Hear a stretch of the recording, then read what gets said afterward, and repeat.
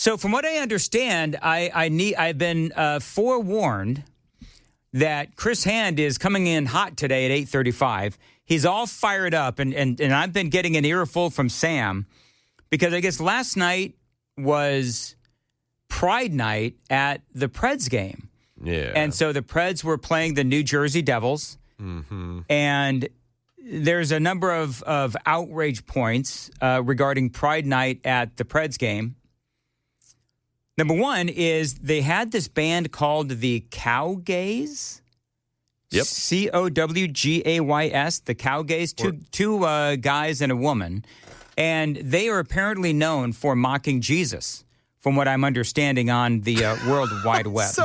So I just Googled Cowgays. This is a side note. Yes. I swear to you, Google returned, these are results for Cowboys. Dallas Cowboys football team. Okay. Okay, that's a funny inside joke. But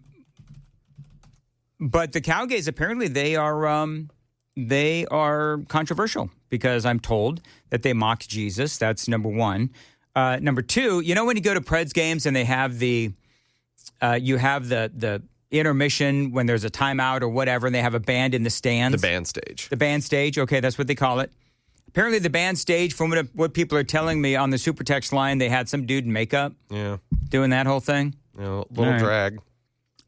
So he was drag. Pretty much. So I'm just going to say this. Like, is there not a difference between, like, drag and trans and all that stuff? I mean... And just like plain old gay folks. Like, there is a difference. Yeah. And there's an overlapping... There's some overlap, but I mean, I know gay folks who are like, the whole trans thing, the whole drag thing, that's not us. That's my father-in-law. My father-in-law is gay, and that's... I put him in what I call the old school, you know, and he does not associate himself with that. He does not like how it disrespects his faith. And as you know, when he and I have had personal conversation about that kind of stuff, it really upsets him. And so it's not a family-friendly environment. And then specifically to Nashville, the point that I hope is going to get made, it's, you know, across the country in some aspect of this is, this was a celebration of a lifestyle and things that was what a shooter believed in when they went into Covenant School and killed 6 people, which today is the 3-year anniversary for that. And I can distinctly remember when that happened. The organization did not hold up Pride Night. They went full ahead with it. That was just weeks later. So part of obviously there's a lot of outrage points, as I would say, but apparently, and you were telling me, and I don't want to blow what Chris is going to say, but from what I understand, Chris got some promo offers for this game. No mention that it was Pride Night. That's my understanding. Yeah. See, that's another thing. Like, if this is here's the deal.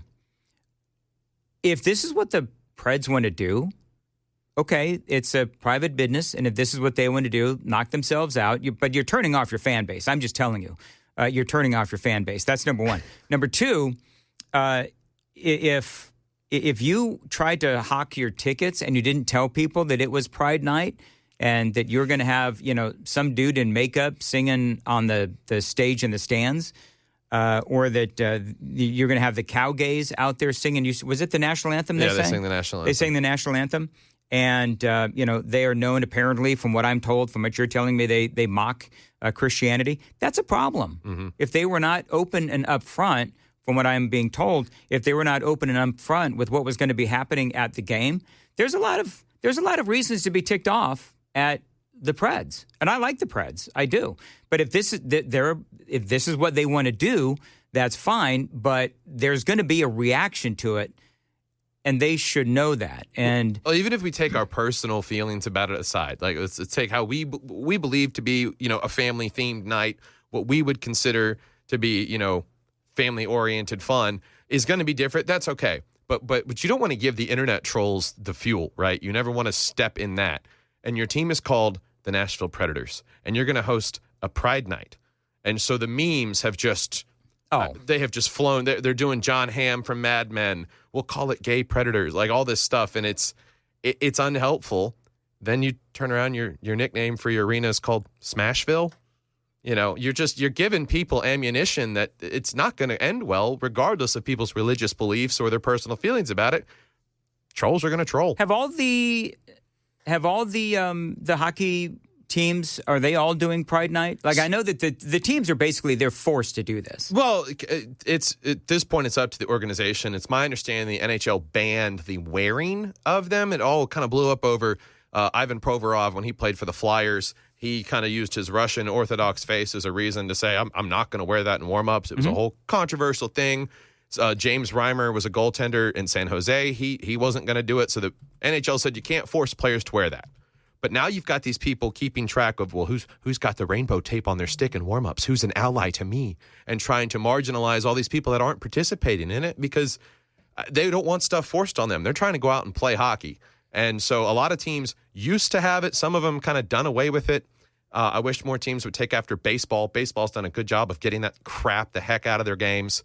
Right. But it's all about personal choice. Some people were trying to point out that Predators player Steven Stamkos, he's only got white tape on his stick, guys. He must hate gay people. So they're going to try to cancel. Like if you aren't full in with a rainbow stick, then they're going to try to cancel you. Exactly. If you don't participate, then you must hate me, and that's the perception that people are drawing from this. It's just a divisive, controversial thing. The whole thing is divisive. You don't need to do it. There's no reason to do it. Yeah. Well, Chris is going to come loaded for bear or loaded for Preds or whatever he's going to do coming up at 8:35. Looking forward to that. As a matter of fact, I think the whole thing is just silly, and I don't know why we keep having to do this. But whatever. If this is what the Preds want to do, it is their business. It is their fan base, and if this is how they want to spend their time, but I think not telling people, if that's true, that they didn't tell people that it was Pride Night and they were trying to, sell last-minute tickets or, send out promotional emails and so forth, and they didn't tell people. I mean, that is a betrayal. That is a betrayal of their fan base. So anyway, we'll get Chris's opinion on it, I'm sure, coming up at 8:35 on Super Talk 99.7. All right, coming up, I do have some remaining audio from Joe Kent. And he was on Sean Ryan's podcast. They're talking about, very specifically now, they're talking about Carg Island. I've got some of that straight ahead. Joe Kent. Joe Kent, very controversial figure these days. As you know, he was head of Trump's counterterrorism before he quit because he decided that he could not, in good conscience, continue to support the war in Iran. He actually never did support the war in Iran. And he says that Donald Trump is being led by the nose by Israel. And so you all know all of that. He was on Sean Ryan's podcast. This is audio only. And let me see, 8:15. I can play all this. It's been a while. I'm going to try to play all my cuts real quickly. This was Kent on Sean Ryan's podcast. Here's part of what he had to say. We have a drastically different strategic goal than the Israelis do. So we will say that Israel is our ally in this. They're basically our co-equal in this. People like me will say, actually, we're not really even co-equals. They're leading because we're having to react to them. But either way, we're basically joined at the hip with the Israelis. Now, the problem is they have a much different strategic goal and a much, I'd say, higher threshold and tolerance for chaos and bloodshed. And I do believe that we are joined at the hip with Israel, and I don't see that as a bad thing. Many years, though, we have been allies with Israel. That has led us down that road. It is also true, though, that Israel does have as much to gain from a neutered Iran as we do, but so does the rest of the world, as a matter of fact, and certainly the Middle East. Sometimes I do feel, and I did say this earlier, that, people are looking at this in a vacuum. Like all those years that Iran funded terror just never happened. It's like we just invaded an innocent country. The people of Iran are innocent, but their leaders certainly are not. Then Kent talks about Israel's main goal being survival. As critical as I am of our relationship with the Israelis have a very clear strategic goal, and that is to take out this regime lock, stock, and barrel. That's to get rid of the Ayatollahs, the clerical class that rules over, and then also the IRGC, which is a huge lift. It's a big country. Those institutions are massive. They've got a lot of support, but that's the Israelis' goal. The Israelis don't really care necessarily if that happens and Iran then slips into chaos and the Straits of Hormuz remains inflamed and there's a migration crisis, there's an ongoing war. The Israelis don't care about that. They care that the IRGC and the Ayatollahs can no longer fund their proxies or cause them problems inside of Israel. I will tell you that Joe Kent, he's got a lot of fodder for people who are anti-Israel or at the very least looking side-eye at Israel as it relates to their role in this war and whether or not they did drag Donald Trump and America into this conflict. Iran, of course, did fund the attack against Israel. Israel has been battling for their very existence for as long as I can remember. So Israel has no choice but to do what they need to do. And I do understand, though, because I do see that there's both sides, two sides to this whole Israel discussion, more from Joe Kent. So again, you've got us footing the bill, doing the majority of the combat, doing the dying, doing the fighting. We have a very, very murky strategic objective, whereas the Israelis are driving this. They're driving essentially our commitment of combat power. They're driving us having people lose their lives. They have a very clear strategic objective. And this is why I say the number one thing we have to do in order to get out of this is to restrain the Israelis and get our relationship with Israel straight. Otherwise, it's all going to be for naught, and we're going to continue to get sucked in further and further. You know, I'm sorry, but I don't buy it. I appreciate and respect Joe Kent's military career. He's a really smart guy. Clearly, he knows, obviously, far more about the military than I do. But I also don't necessarily buy into the whole thing about how Israel is, led us into this war and they are pulling the strings. I don't. Now, things may or may not be going the way that Donald Trump anticipated or planned, but, we're still only, 4 weeks in. And so we'll have to ultimately see where this goes. But I think that, and we were talking to General Dick Newton earlier today, where he's talking about how, we're clearly winning this war. I've gone through the differences between winning the war militarily and winning the war from a political standpoint. We'll have to see how this whole thing plays out. One thing they did mention that Kent and Sean Ryan, who I also respect immensely, feel that we don't necessarily have a goal in mind with all of this going on, according to the clip that I heard. Listen. Yeah, so we just list off the tactical punch list of things we want to bomb to take out so that the Iranians don't have any more. And to me, that's not a real strategic goal. So the goal was to neuter Iran and their attempts to create nuclear weapons. The goal was to stop the terrorism. The goal was to degrade their missile systems because they have an incredibly robust program. And by the way, Joe Kent, we just found out in the last several days that Iran has been lying about their abilities with their missile systems. It turns out they have a far longer range than Iran had admitted to. We spoke about this before many times. As a matter of fact, that Iran has been trying to enrich their uranium up to nuclear levels of 60 to 90%. If you're enriching for civilian or research, you only need to do 5% or 20% respectively. So, I'm going to be honest. I didn't watch the entire thing. I think I probably watched, maybe half of it. But, again, it was one of those things where clearly these two guys, Sean Ryan and Joe Kent, they're on the same wavelength. And that's fine. I like to listen to all of the opinions. I just happen to disagree. They also spoke about how Kent was quoted in the Washington Post talking about the dangers of trying to take Karg Island.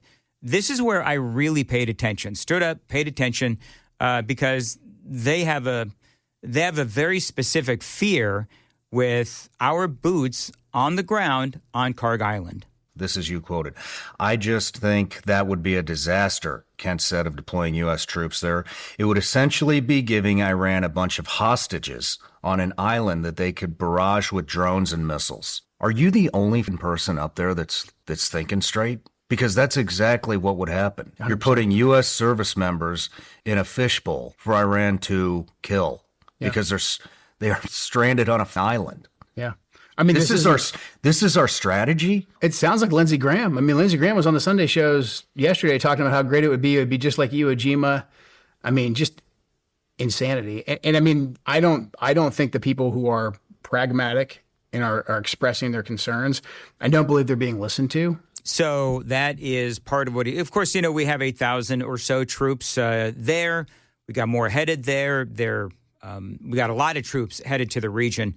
Karg Island is the biggest discussion point. It seems to me like right now Karg Island is the biggest discussion point. Should we try to take over Karg Island? I do find it interesting. They did talk about how President Trump is listening to Lindsey Graham. He's listening to Ted Cruz, a couple of guys who, certainly Lindsey Graham, who I loved what did Tim Burchett say? Burchett said something about, what do you think about Lindsey Graham? And Burchett said, that Lindsey Graham gets into a bar fight and he wants to nuke an entire region. I mean, that's Tim Burchett is absolutely right when it comes to Lindsey Graham. But they do talk about how taking the island, Karg Island, is risky because, Iran's oil exports flow through Karg Island. But here's the thing.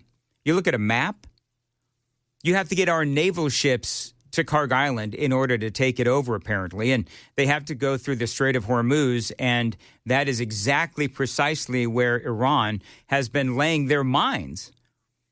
And, some of the research that I've done and some of the articles that I've done, apparently demining waters is not necessarily one of our strong suits, from what I understand.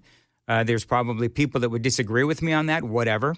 But, once we get there, as Joe Kent says, we'd need thousands of troops on Karg Island to be able to hold it. Now, that would mean that we would be in range of Iran's drones and their missiles, but I would counter that they don't want to do too much damage to their own island either, because it is critical to what they need to export oil. Here's more from Joe Kent. Once they get our troops on the ground there, they're going to be able to kill some of them. We're going to take losses. And then we fall back into that cycle. Once we take losses somewhere, we say, oh, no, now we can't leave. We have to stay to avenge our fallen. It can't be all for nothing. We have to stay. We have to keep fighting. We saw this over and over again in the GWOT. Every single time we talked about any kind of withdrawal in Iraq or Afghanistan, it was the same argument. We've lost too much here. There's still more that we could do. So, in terms of the Karg Island, that makes me nervous because I have heard so many people like Lindsey Graham and others that are not military people, that are not in the Pentagon, that are not reading intelligence every day, talk about it very flippantly. Like, oh, we'll just take that island. We'll just take their oil. I want to tell you guys, it's not 2003 anymore. You can't just put guys there and they'll occupy it. There's ballistics, there's drones. They would be sitting ducks. Yeah, sitting ducks. That's what I heard. Many analysts, by the way, have said this, that the taking of Karg Island is a huge military operation. Difficult to say the least. One more audio bite here. There was also a discussion of who is it that the president is taking advice from. A couple of senators did come to mind. I mentioned them a few minutes ago. Why is he taking advice from Lindsey Graham and Ted Cruz and whoever else that's just career bureaucrats? This is the problem. And then you got a guy like you in there with tons of experience in war, in intelligence. Yeah. And there's others too. There's plenty of us in there that can give him much better advice. I just hope the president reflects, and I know he's mad at me. I hope he reflects, and I hope he looks at the advisors he has around him currently that got him to the state that we're in right now, because we're not in a good state. He knows that, and he needs to start listening to people that are going to give him better advice that can give us a clear pathway out of this. Who are some people that would give him better advice other than yourself? Vice President D&I Gabbard and their teams, I think, are absolutely key. The Vice President and the D&I. And the D&I, yeah. And there's good people at the Pentagon that can give you options. So he's not taking advice from his own Vice President? I don't know. I wasn't at the Vice President's level. I think they have a good relationship. So it's worth noting that J.D. Vance and Tulsi Gabbard, the D&I, both have been very cynical of us getting involved in foreign wars. And so I think that's why he says that if Donald Trump is not listening to Tulsi Gabbard, which there are reports that he's not, if he's not listening to J.D. Vance, I believe that he probably should, just to get as many voices in there and diverse opinions. But I think J.D. Vance has been on record as saying that he supports what the president is trying to do. And for what it's worth, I know I just peeked at the super text line. Sean Ryan is a guy that I respect, but I do understand that you do have Joe Kent. He is accused, is under investigation for being a serial leaker, a BSer as well. I also know that his tune has changed over time on Iran, and that politically he's been all over the place. He was a libertarian for about 7 years. Then he was a Democrat for a couple of years, then becoming a Republican. So he has been all over the place. But you know what? I've had my own political journeys as well. Maybe some of you have too. But I just think that it is important to get all of the voices out there. Boy, am I running late. But I think it was worth it to play some of that audio. It is 8:27, Nashville's Morning News on Super Talk 99.7. I've got a date that I need you to keep in mind. It is Saturday, May 30th. It is the open house at the Glock store. I'm going to be there. Murphy Show, I believe, is going to be there. Chris Hand is going to be there. You should be there as well. They do these open houses annually every single year. And basically what happens is they get a whole bunch of vendors out there. They've got some food trucks out there as well. And they've got all kinds of great giveaways, too. And if you want to purchase new guns, if you want some accessories, if you want some ammunition, if you want to win some things, you can. They've got a bunch of giveaways at the Glock store's upcoming open house. It's their annual open house. It is coming up on Saturday, May 30th. They're working on it right now. So you want to keep that date open. Again, Saturday, May 30th. Come on out and say hello to me. Say hello to Chris Hand and also Matt Murphy as well. We'd all love to see you there. They got guest speakers too. It is just a massive event. You walk in, there's people all over the place. There's great deals and specials going on all over the place. Giveaways too. You don't want to miss this. If you only go to one real two-way event of the year, go to this one at the Glock store, their open house. It is Saturday, May 30th. Check them out online. It is glockstore.com, shoot270.com. Tell them Dan Mandis told you to say hey. In this neighborhood, a beautiful day for a neighbor. Would you be mine? Could you be mine? It's 37 minutes past the hour on Super Talk 99.7 WTN. My name's Chris Hand. Would you be mine? Can I be honest with you? Yeah. The Mr. Rogers song, it's lost a lot of appeal for me. Oh. Really? Yeah. You don't want people to be your neighbor? It's just that the word neighbor, I feel like, has been weaponized against me because of It's true. Democrats in Minnesota. Oh, that's fair. I was really playing it because of Dan's cardigan. The cardigan is very neighborly. Dan, there was a backup at the coffee machine, at Wally's Bean Machine. So Dan had to go retrieve his mug before we got into the break. Next contract negotiation, I want my own Wally's Bean Machine. Can we get one in the studio? That's what we need. Send Wally an email. I think we'll be in your studio more than you guys are. Well, okay, yeah, because the funny thing was, I mean, I went in, I kid you not, 3 times. And every time there was somebody in there. Now, one of them was a boss, so I chose not to, yell at him. But that's okay. But you let the interns from the country station have it, didn't you? Dan is ruthless with the interns. He told them, whatever you do, don't play the cow gaze on your radio station. He said, you guys are responsible for last night, aren't you? Anyway, moving on. Yeah, so you want to talk about... I do. Yeah, so Chris is all upset because... I'm a bit miffed. You're a bit miffed at the Preds. Yeah. So they have Pride Night last night, and I didn't know it was happening, but I happen to get promotional emails every now and again because we've gone to games. And I was like, they didn't say that in the email, because my wife and I will randomly look at them, and that's kind of like, honestly, that's how we decide if we're going to go or not. If we have a free night and we have, the extra cash flow and the tickets are cheap, we'll be like, yeah, let's go. Well, that's how we decide. It's very random. It's very sporadic. We're not huge fans, but the kids love it. So, we'll do it occasionally. So we get the email, and I'm looking at it, and I showed it to Dan for confirmation. There's no mention of Pride Night on the email that they sent yesterday, and they sent it at, they sent it at 10:48 a.m.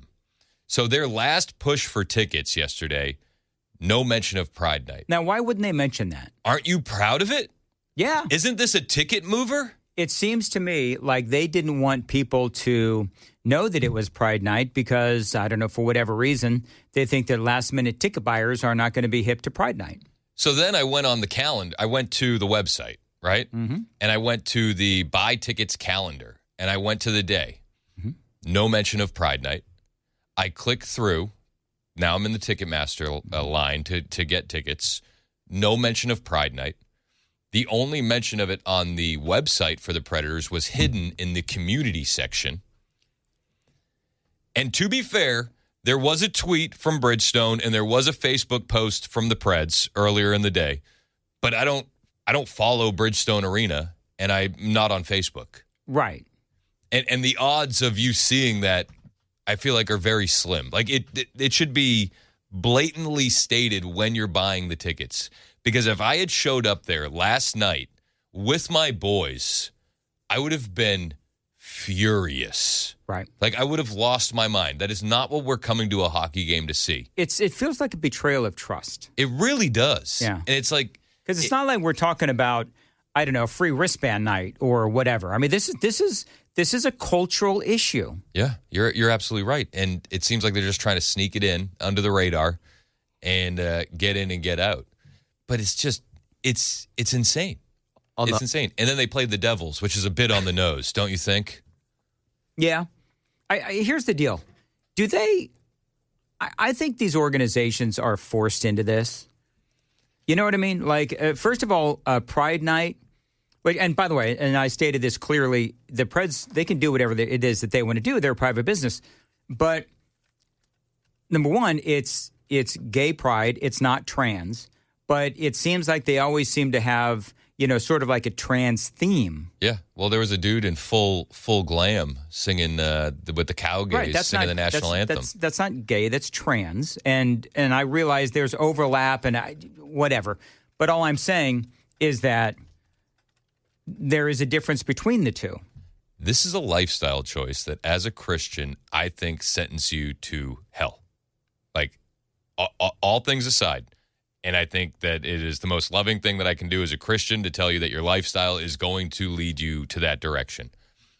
And if I was to show up and unbeknownst to me, that's the lifestyle they're promoting, I would have lost it. And then it's like, so do I have to do extensive research every time I go to a Preds game now? And go check the community section and check the Facebook and check all these different things to make sure that they're not going to force an ideology down my kids' throats when it's supposed to be a family-friendly atmosphere?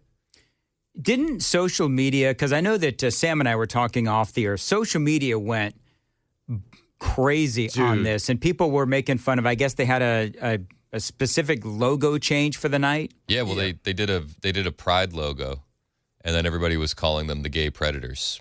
Yeah, the memes were flowing like crazy. Like I was saying earlier, the John Hamm one, that was a real one someone made. Like in Mad Men, the marketing pitch, and they've got the logo. How about Gay Predators? And it's like, it's not going to be well received when also your nickname for your arena is Smashville. Come on, people.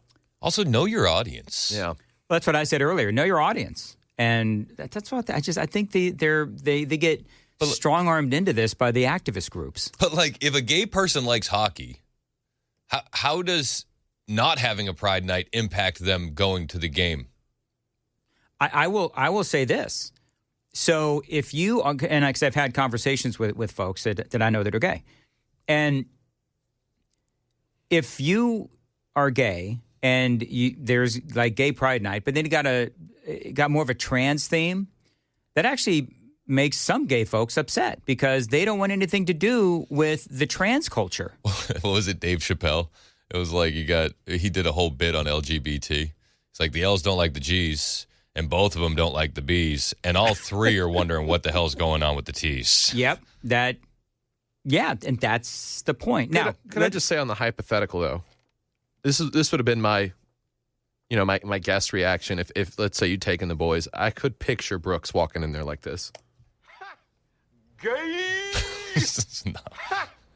Gay. No, I don't think we would have done that. I think we would have turned 180 degrees and walked right out of there, though. Well, would you have demanded your money back? Yes, 100%. I would have put up an absolute stink. Yep. And I'm not the guy that would play the radio card very often, but that would be the time where I would have thrown it down. You would have said, quickly. Do you know who I am? No. I would have just said, I'm going to roast you on my radio show tomorrow if I don't get my money back. And then, spoiler alert, I'm roasting you anyway. Yeah. What about the cow gays? So, oh, boy, this is again. It's like there's layers to this, and it gets worse and worse and worse. So, for the band to be named the Cow Gays in the beginning, it's like, oh my gosh, are we really doing this? And one of them's wearing like a Macho Man Randy Savage jacket with the tassels, and then he's got full female makeup on with a beard. How do I explain that to an 8-year-old boy? How would you explain that? I don't know. Yeah. I don't know. Takes all. So then I was in the process. Me and Sam were texting back and forth last night. I kept him up way past his bedtime. The game did that. I decided to make myself more angry. And me, thank you. And I went and I was like, okay, well, what music do the Cowgays play? Mm-hmm. And the first song I found, their new single, it literally is like, I'm super gay and Jesus is totally cool with that. I'm like, no, my friend, he's not. I don't wish I wasn't gay no more. Clap your hands for Jesus. Hallelujah, praise the Lord. I don't wish I wasn't gay no more. So basically, they're mocking Christianity. Yeah. They haven't read the book, Dan. They haven't read the book. Clearly, they haven't read the book. I don't even think they got through the Cliff Notes version because I think it's pretty well established. Yeah. Everybody, of course, on the super text line, as you can imagine, when is straight Pride Night, not allowed to do that, obviously. So I just don't understand. Like, why do we need to do any of this? I don't know. Like, because it's they're forced into it by the groups. If a gay guy likes hockey, like, cool, dude, go to a game and enjoy hockey. Like, you don't need it to be more gay if you already like it. Well, and the thing that I've pointed out to Dan earlier, and like people are doing online, is the crazies keep track of who does and doesn't participate. And they make lists. They make their notes of who they think is an ally and who they think hates them. And they start to form these really weird preconceived notions about players simply because they don't put rainbow tape on their stick. I mean, That's so dumb. To be fair, though, I'm also making lists. And I'm also coming up with preconceived notions about these players. Because only one of them, there was only one Nashville Predators player that didn't put the rainbow tape on. Stamkos. That's it. Okay. So, and no one's going to tell that man he has to do anything. He's got 2 Stanley Cups and is currently leading the team in scoring. So people can just. But where's the rest of the team on that? Like you're telling me every guy on that team is okay with this ideology? Let's get him some tampons for the men's room. Let's do that next too, like the Baltimore Ravens and the Baltimore Orioles, because we have to be inclusive. At least the Orioles fans booed the governor. Fair.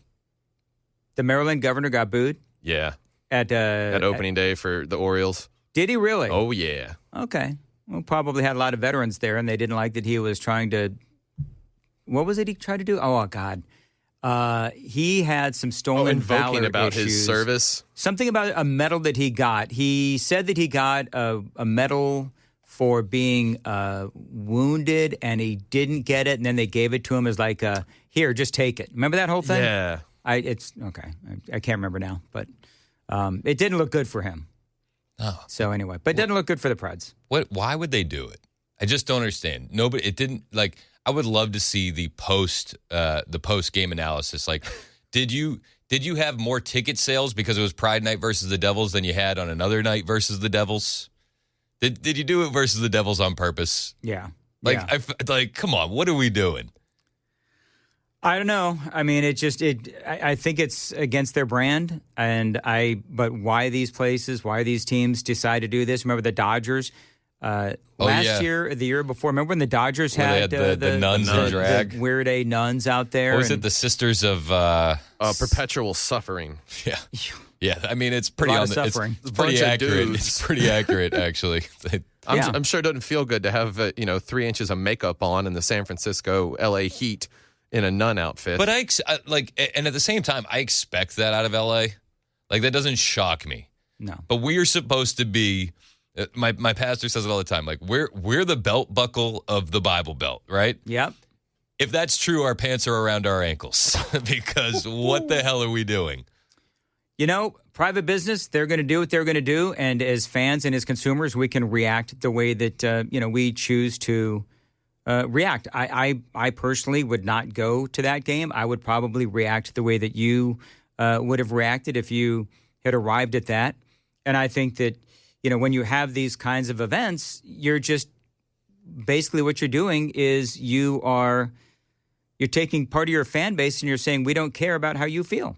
No. But at the same time, they're saying to that same part of the fan base, we do care how you feel because we're not going to let you know what's happening in the marketing emails and on the calendar. You'd have to either be following us on Twitter or Facebook. You'd have to follow Bridgestone on Twitter. Such a betrayal. You know what I mean? Such a betrayal. It's not that they're just saying we don't care what you say. It's like they think you're too stupid to figure it out, and then they do care. Well, or they want you to buy tickets. You show up, and then you've driven all the way down there. You've got the parking. Learn the hard way. You might as well just, since you've paid the ticket and you've paid the parking, then you're just going to stay and watch the game and not pay attention to apparently the guy in makeup and a couple guys in makeup. In dress. Was he in a dress too? Well, so there was the Cowgays lead singer. Flamboyant. And then there was the guy doing his own thing on the band stage. So yeah. But it also is a betrayal in a sense of all they did to honor the victims of the Covenant School shooting was put the school's logo on their helmet and a little sticker on the bottom corner. And then a few weeks later, they had Pride Night and blew right past the fact that was somebody who celebrated that ideology, that was part of that lifestyle, that went into a school and killed 6 people on a random weekday. And I will never forget where I was in a college class at Tennessee State when that happened. My grandparents had attended that church for 10 years. And just to completely ignore people's feelings in that aspect and continue to do it. I get where you're at there. I do think that that's a bit of a stretch. Like, I think that we can have a separate case about Pride Night and whether or not you're alienating a fan base and not say, well, you're mocking the victims of this shooting. I disagree with that. I don't like Pride Night, but I don't think them hosting a Pride Night 3 weeks after that shooting is like an endorsement of radical lunatic trans person shooting kids. One of the things that I would be curious about is with all of the negativity that the Preds got, did they have any kind of a response online to all of the rampant mocking of this? Yes. The response was nothing. Oh, all right. Because that is in itself its own response. They didn't tell people to stop, but they're not also going to come after people and apologize. Right. I wonder if they'll do it next year. Of course they'll do it next year. This is what they do. Yeah.